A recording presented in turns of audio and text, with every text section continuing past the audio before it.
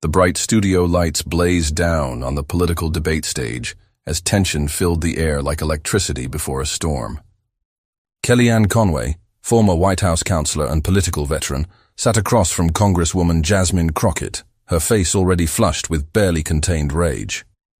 What happened in the next 30 seconds would shock millions of viewers and create one of the most talked about political moments of the year.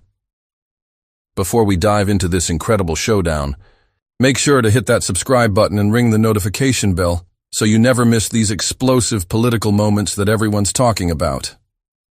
Conway had been building up steam for minutes, her voice getting louder and her gestures more dramatic. But nothing prepared the audience for what came next. In a moment that would be replayed millions of times across social media, Conway suddenly slammed her hand on the desk and screamed at the top of her lungs, "You have no idea what you're talking about, Congresswoman." Conway's voice cracked as she pointed an accusatory finger directly at Crockett. "You're a disgrace to Congress and everything this country stands for." The entire studio fell silent. Camera operators zoomed in to capture every detail of this explosive moment. Audience members gasped audibly. Even the veteran moderator looked stunned by the sudden outburst. This wasn't just political disagreement. This was something much more personal and intense. But what happened next would surprise everyone even more. Instead of firing back with equal anger, instead of matching Conway's screaming with her own heated response, Jasmine Crockett did something completely unexpected. She sat perfectly still, maintained her composure, and waited for the perfect moment to deliver a response that would go down in political history. The camera captured it all. Conway's red face, her trembling hands, her wild eyes. And then it panned to Crockett, sitting calmly with her hands folded, a slight smile playing at the corners of her mouth. The contrast was striking and would soon become the defining image of this confrontation. To understand why this moment was so explosive, you need to know the history between these two powerful women. Kellyanne Conway had built her reputation as one of the most fierce political operatives in Washington. As a former presidential campaign manager and White House counselor, she was known for her aggressive debate style and her ability to dominate any conversation.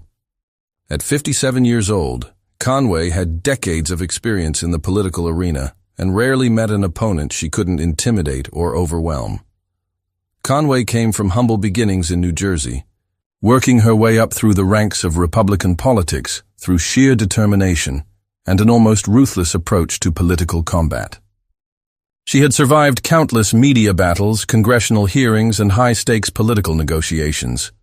Her reputation was built on never backing down, never showing weakness, and always having the last word. On the other side sat Jasmine Crockett, a 43-year-old congresswoman from Texas who had taken Washington by storm since her election.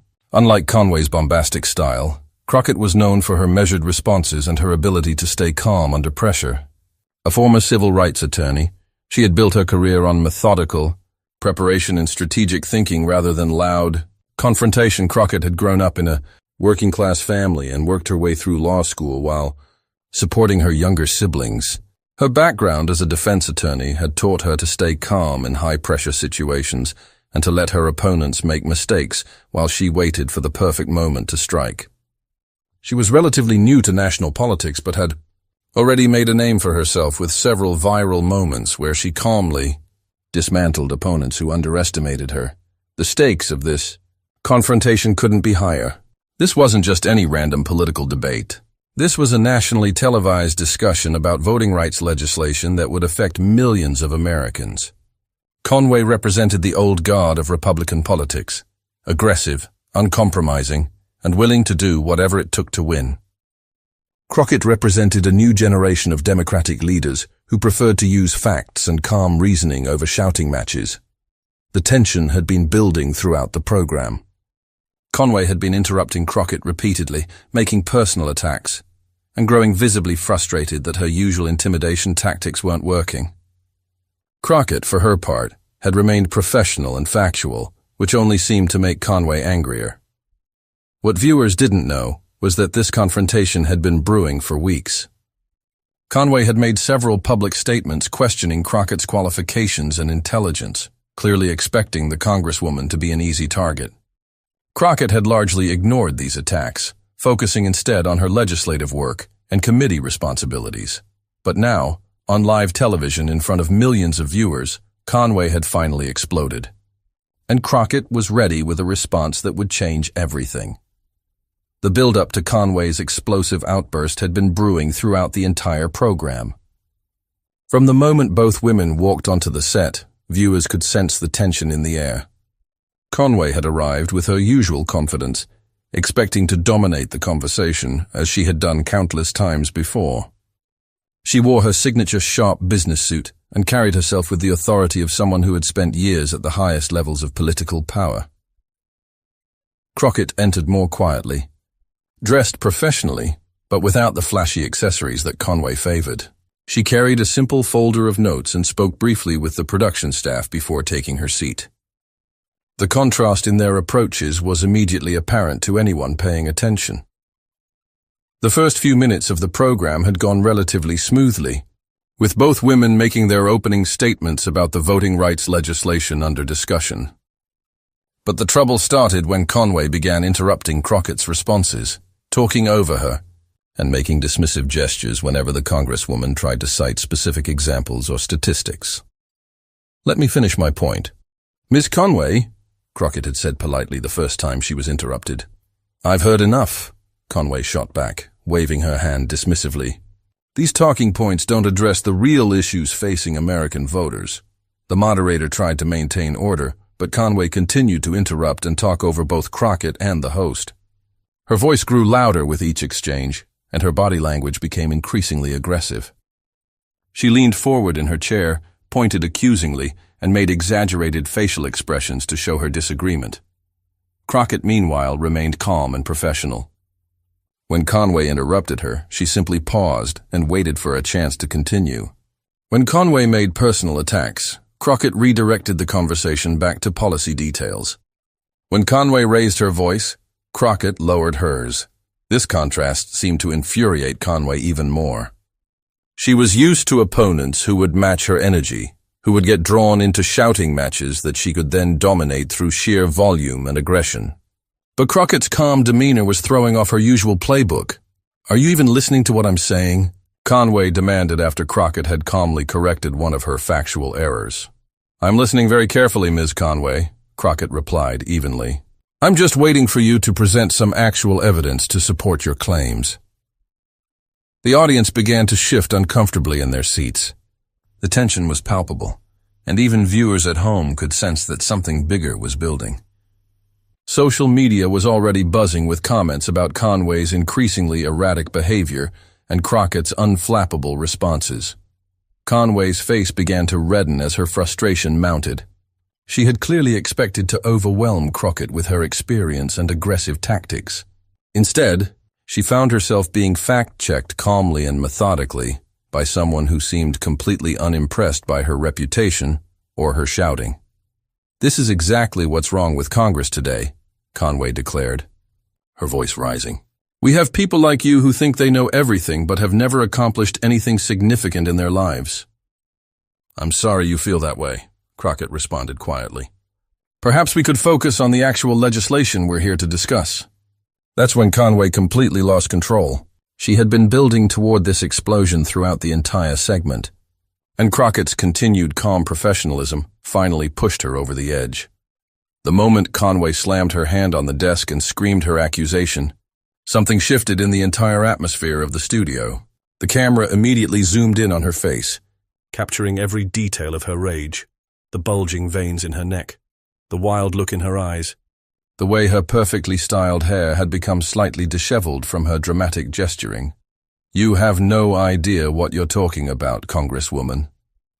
Conway's voice echoed through the studio with such force that several audience members visibly flinched.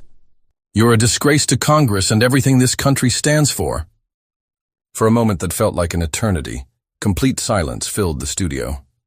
The moderator sat frozen, clearly unsure how to handle such an unprecedented outburst. Camera operators adjusted their angles to capture both women simultaneously. In homes across America, viewers reached for their phones to record what they knew would become a viral moment. And then Jasmine Crockett did something that no one expected. Instead of matching Conway's energy with anger of her own, instead of defending herself with equal volume and passion, she did the most powerful thing possible. She remained completely calm. Crockett sat perfectly still for several long seconds, her hands folded calmly on the desk in front of her. Her expression didn't change. She didn't look shocked or hurt or angry. If anything, she looked slightly amused, as if she had been expecting this outburst and was almost relieved that it had finally happened. When she finally spoke, her voice was so quiet that everyone in the studio had to lean forward to hear her clearly. The contrast with Conway's screaming couldn't have been more stark. "Ms. Conway," Crockett began, her tone measured and professional, "I understand that you're upset. Change can be difficult, especially when you're used to being the loudest voice in the room." She paused, letting her words sink in while Conway sat breathing heavily, clearly trying to regain her composure after her explosive outburst. "But here's the thing," Crockett continued, still speaking in that same calm, measured tone. "Screaming at me doesn't change the facts. It doesn't change the legislation we're discussing. It doesn't change the impact that voting rights have on millions of Americans. It just shows everyone watching that you don't actually have a response to the points I've raised." The camera captured Conway's face as these words hit her. The anger was still there, but it was now mixed with something else, embarrassment. She had clearly realized that her outburst had not had the intimidating effect she intended. Instead, it had made her look unhinged while making Crockett appear more professional and competent by comparison. Crockett wasn't finished. Still speaking in that same calm, almost gentle tone, she continued her response. "I've reviewed your public statements about this legislation, Ms. Conway, and I notice you keep making claims that aren't supported by the actual text of the bill. You say it will do things that it simply doesn't do. You cite statistics that don't exist. You make accusations that you can't back up with evidence." She reached into her folder and pulled out a single sheet of paper. "In fact, I have your quotes right here from 3 different interviews last week where you made contradictory statements about the same provision. Would you like me to read them to you?" This was the moment when Conway realized she had walked into a trap. By losing her temper and making personal attacks, she had given Crockett the perfect opportunity to demonstrate the difference between emotion-based arguments and fact-based analysis. Conway tried to recover, but the damage was already done. Those quotes are taken out of context," she stammered. Her earlier confidence completely evaporated. "I have the full transcripts right here," Crockett replied, still calm but now with just a hint of steel in her voice. "I also have the voting records, the committee reports, and the expert testimony that contradicts almost every claim you've made today." The audience was completely silent now, watching this methodical dismantling with fascination. This wasn't a shouting match between equals. This was a prepared professional, calmly exposing someone who had relied on bluster and intimidation instead of actual knowledge. "The difference between us, Ms. Conway," Crockett said, finally allowing a small smile to cross her face, "is that I came here prepared to discuss policy, while you came here prepared to put on a show. The American people deserve better than theatrical performances. They deserve legislators who have actually read the bills they're discussing." Conway sat in stunned silence, clearly having no response to this calm but devastating assessment. The moderator finally found his voice and tried to move the conversation along, but the damage was complete. In less than 5 minutes, Crockett had turned Conway's attempted intimidation into a demonstration of her own superior preparation and professionalism. Within minutes of the program ending, social media exploded with clips of the confrontation. The contrast between Conway's screaming outburst and Crockett's calm, measured response proved irresistible to viewers across the political spectrum. The hashtag Dr. Carmen carried Crockett began trending within an hour, followed closely by Dr. Conway meltdown. The most shared clip was a side-by-side comparison showing Conway's red-faced screaming juxtaposed with Crockett's serene response. Viewers added their own commentary, but the images spoke for themselves. One user wrote, "This is the difference between someone who knows they're right and someone who just wants to be loud."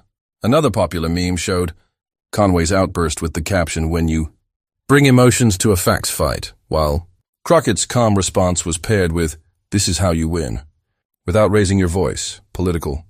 Commentators from both parties weighed in on the exchange. Conservative analysts found themselves in the uncomfortable position of having to defend Conway's behavior while acknowledging that her approach had been counterproductive. Liberal commentators praised Crockett's professionalism, but noted that her success came not from any particular political skill, but simply from being prepared and staying calm.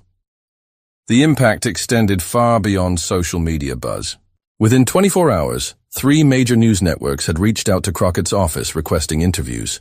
Her congressional colleagues began calling her the master of political Aikido, someone who used her opponent's aggression against them rather than meeting force with force. Conway, meanwhile, found herself in damage control mode. Her usual media allies struggled to frame the confrontation in a positive light.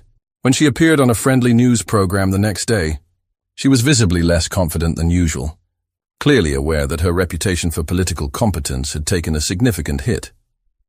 "I was passionate about the issues," Conway said in her follow-up interview, trying to reframe her outburst as evidence of her commitment rather than loss of control. "Sometimes you have to raise your voice to be heard over the noise." But this explanation fell flat with most observers. The video evidence was clear. Conway hadn't raised her voice to be heard over noise. She had screamed because she was losing a factual argument and didn't know how to respond with substance. The incident had broader implications for political discourse in America. Crockett's approach offered a template for how elected officials could handle aggressive opponents without descending into the kind of shouting matches that had become all too common in political debates. Her calm professionalism stood in sharp contrast to the theatrical approach that had dominated political media for years. The confrontation also highlighted a generational shift in political communication styles. Conway represented an older generation of political operatives who had learned their craft. In an era when aggressive confrontation and theatrical displays were often rewarded by media coverage and political success, her approach had worked well in the past, particularly when facing opponents who would match her energy level and get drawn into emotional exchanges. Crockett, however, represented a newer model of political leadership that had emerged in the social media age. She understood that viral moments could be created not just through explosive outbursts, but through demonstrating competence and composure under pressure. Her generation of politicians had learned to navigate an environment where every moment could be recorded, shared, and analyzed by millions of people within minutes. The psychological dynamics of the confrontation fascinated experts in political communication. Conway's explosive reaction could be understood as a response to having her usual tactics rendered ineffective. She was used to opponents who would either back down in the face of her aggression or escalate the conflict to a level where she could dominate through sheer volume and intensity. When Crockett refused to engage on these terms, it left Conway without her primary weapons. Her screaming outburst was essentially a last-ditch attempt to regain control of the narrative through shock value. But in the social media age, shock value without substance often backfires. As audiences become more sophisticated in their ability to distinguish between genuine emotion and manufactured drama, the role of gender dynamics in the confrontation couldn't be ignored. Both women were operating in a political environment that had historically been dominated by men, but they had chosen very different strategies for establishing their authority. Conway had adopted what some analysts called a more masculine approach, loud, aggressive, and confrontational. She had succeeded by being tougher and more ruthless than many of her male colleagues. Crockett's approach was different, but equally strategic. Her calm composure and fact-based arguments demonstrated a different kind of strength, one that didn't rely on volume or intimidation. Some observers noted that her approach might have been particularly effective because it contrasted so sharply with stereotypes about how women behave when challenged. The aftermath of the confrontation revealed interesting patterns in how different audiences interpreted the exchange. Conway's core supporters initially tried to frame her outburst as evidence of her passion and commitment. They argued that she was justified in raising her voice because the issues were so important and because Crockett was being evasive or disrespectful. However, this interpretation struggled to gain traction as the video evidence became more widely circulated. The clear visual contrast between Conway's loss of control and Crockett's maintained composure made it difficult to argue that Conway had handled the situation professionally.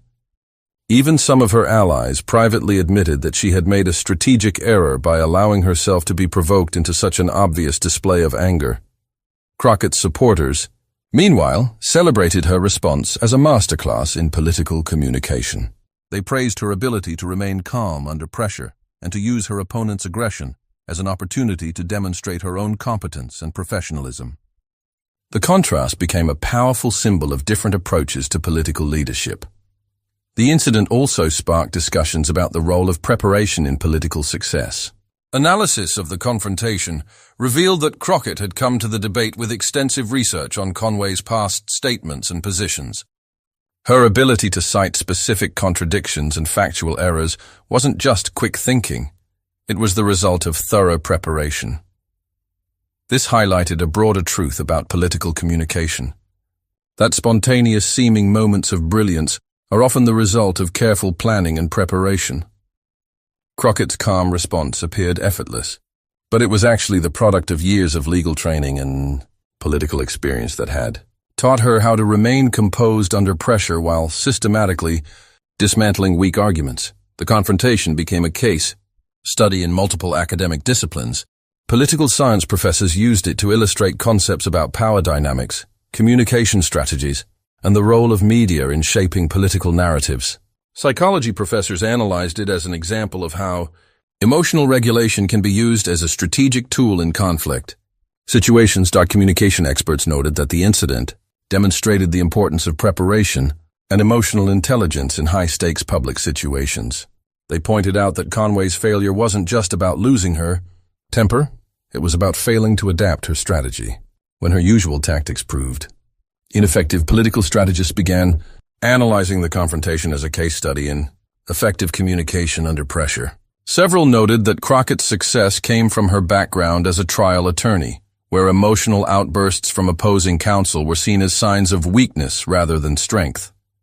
Her legal training had taught her to remain composed while methodically dismantling weak arguments, a skill that translated perfectly to the political arena, where facts often get overshadowed by theatrical displays. What Crockett demonstrated, said one veteran political analyst, is that preparation and professionalism will always beat volume and theatrics in the long run. Conway made the classic mistake of bringing a megaphone to a fight. The voting rights legislation that had been the supposed focus of the debate became secondary to discussions about political communication style. But this actually worked in favor of Crockett and her allies, as the attention generated by the confrontation brought more scrutiny to the actual details of the bill, details that Crockett had clearly mastered while Conway had relied on talking points and emotional appeals. Within a week, polling showed that public opinion had shifted significantly on the legislation, with more Americans saying they supported it after seeing Crockett's calm, fact-based defense compared to Conway's emotional attacks. The incident became a case study in how personal behavior can impact policy outcomes. Conway's reputation never fully recovered from the incident. While she remained a popular figure among her core supporters, her ability to be taken seriously in policy debates was permanently damaged. Future opponents studied Crockett's approach and began using similar tactics when faced with Conway's aggressive style. For Crockett, the confrontation marked a turning point in her national profile. She became a sought-after speaker at political events and was frequently invited to participate in high-profile debates. Her fundraising increased dramatically as small donors across the country sent contributions to support what they saw as a new model of political leadership. The incident also sparked broader conversations about gender dynamics in political debates. Many observers noted that Conway's aggressive approach might have been more effective against a male opponent who felt pressure to match her energy level. Crockett's refusal to engage on Conway's terms represented a different approach to political combat, one that relied on substance over spectacle. 6 months later, when political historians looked back at this moment, they identified it as the inflection point in American political discourse. The old model of winning through volume and intimidation began to give way to a new appreciation for calm competence and factual preparation. The confrontation became required, viewing in political science classes across the country, used as an example of how personal conduct can either enhance or undermine political arguments. Students were asked to analyze why Crockett's approach was so effective and whether similar tactics could work in other contexts. Many professors noted that the incident perfectly illustrated the difference between performative politics and substantive governance. Political communication experts began incorporating the confrontation into their training programs for elected officials and their staff. The incident became a case study in crisis management, demonstrating how remaining calm under pressure could turn an opponent's aggression into a strategic advantage. Several major political consulting firms developed training modules based on the Crockett method, teaching clients how to maintain composure while systematically dismantling weak arguments. The influence of the confrontation extended beyond American politics. International political observers studied the exchange as an example of how democratic discourse could be elevated rather than degraded. Several foreign political leaders referenced the incident in their own public statements, praising Crockett's approach as a model for constructive political engagement. Academic research into the incident revealed fascinating patterns about audience response and message effectiveness. Studies showed that viewers who watched the confrontation were more likely to remember and accept factual claims made by the calm participant, regardless of their initial political preferences. This finding had significant implications for how political messages are crafted and delivered. The psychological research sparked by the incident explored concepts of authority, credibility, and persuasion in high-stress situations. Researchers found that Crockett's calm response triggered what they called competence attribution. Viewers automatically assumed she was more knowledgeable and trustworthy because of her composure under pressure. Conway's post-incident career trajectory became a subject of intense scrutiny among political analysts. While she maintained her core base of supporters, her ability to command high speaking fees and premium media appearances declined significantly. Several major political organizations quietly stopped inviting her to high-profile events, citing concerns about unpredictable behavior and potential reputation risks. The incident also sparked important conversations about the role of preparation versus charisma in political success.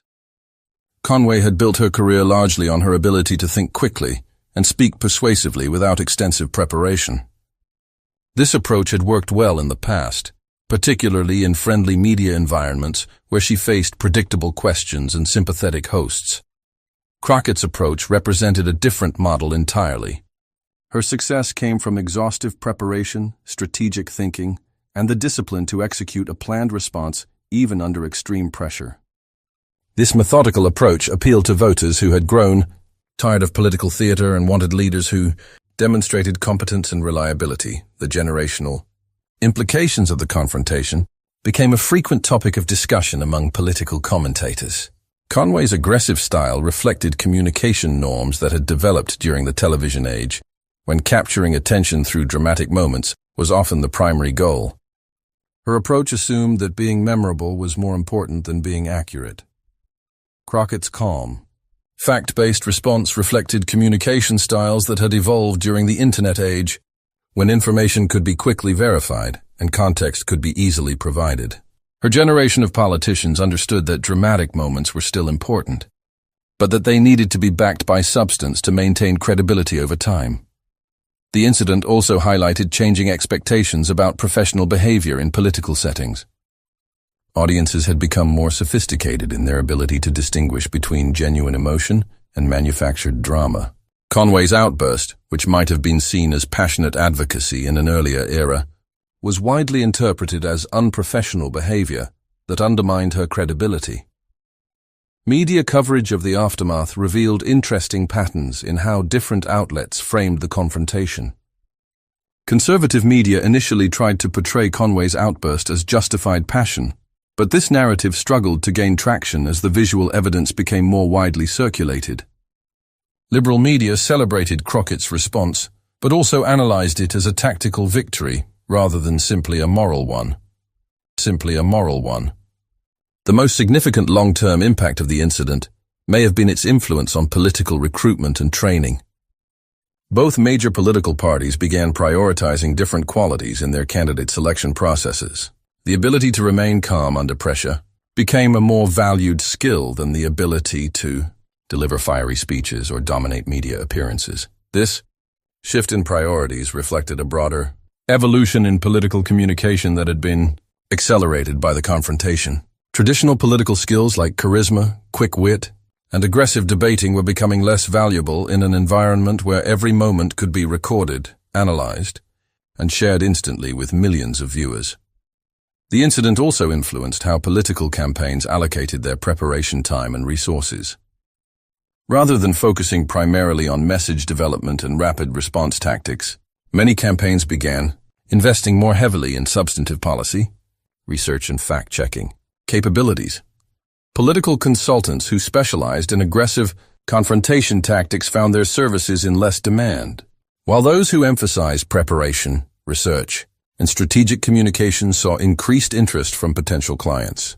This market shift reflected changing expectations about what effective political communication should look like. The confrontation's influence extended into the realm of political journalism as well. Reporters and interviewers began adjusting their techniques to account for the lessons learned from watching Crockett's performance. Many adopted strategies of allowing aggressive guests to expose their own weaknesses, rather than engaging in confrontational questioning that might backfire. Educational institutions took notice of the incident as well. Several law schools began incorporating the confrontation into their curricula as an example of effective advocacy under pressure. The techniques Crockett had used, strategic silence, factual preparation, and emotional regulation, became standard subjects in courses on trial advocacy and client representation, business. Schools also found value in analyzing the confrontation as a case study in crisis communication and strategic thinking. The principles that had made Crockett successful, preparation, composure, and strategic patience, were recognized as valuable in corporate environments as well as political ones. The psychological research community developed significant interest in studying the confrontation as an example of how emotional regulation could be used as a strategic tool in high-pressure situations. Several major studies were launched to explore the relationship between perceived competence and emotional control in public communication. Context international. Observers of American politics found the incident particularly noteworthy as an example of how democratic discourse could be improved through individual behavioral choices. Several foreign political leaders referenced the confrontation when discussing the importance of civil debate and respectful disagreement in democratic societies. The incident also sparked important conversations about the role of gender in political communication.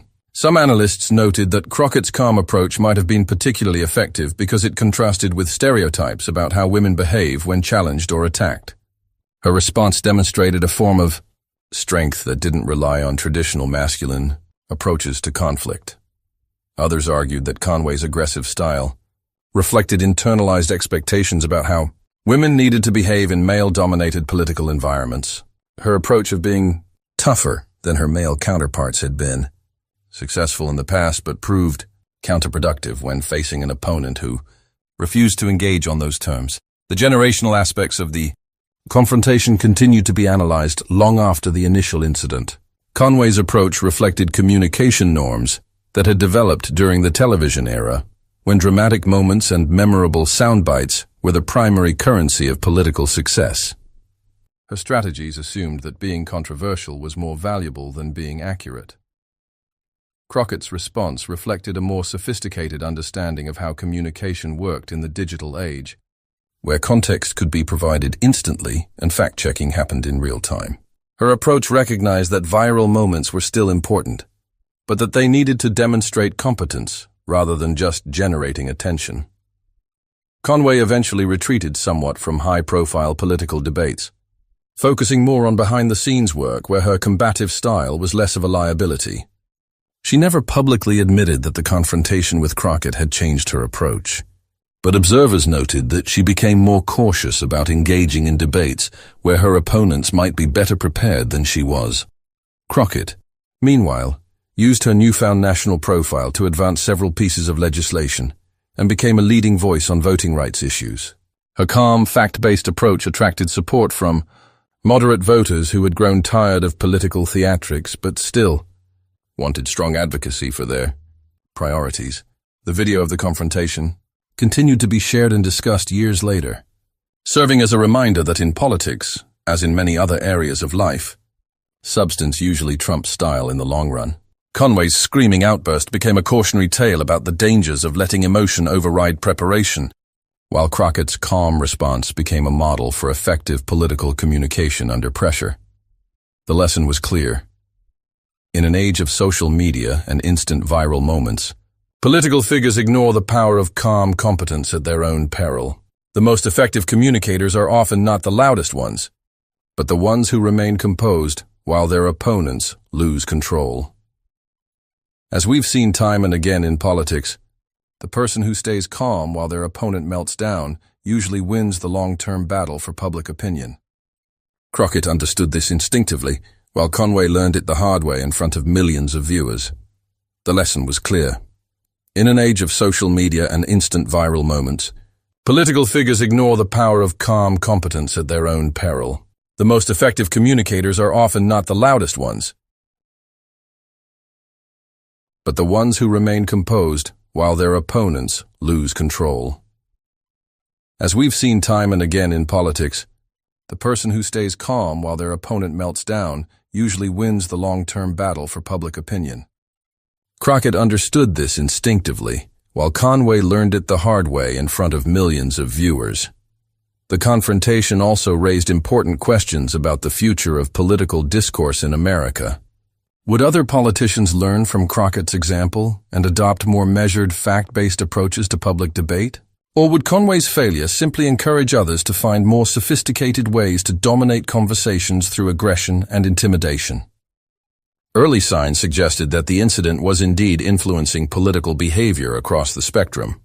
Several high-profile politicians from both parties began emphasizing their own preparation and expertise in public appearances, clearly trying to position themselves as serious policy advocates rather than mere political entertainers. The incident also sparked conversations about the role of media in political discourse. Some observers argued that television news programs had an obligation to prevent the kind of behavior Conway displayed, perhaps by cutting off microphones or ending interviews when participants became abusive toward their guests. Others argued that allowing such moments to unfold naturally served an important democratic purpose by revealing the true character and capabilities of political figures. They suggested that voters deserved to see how their representatives behaved under pressure, even when that behavior was unflattering.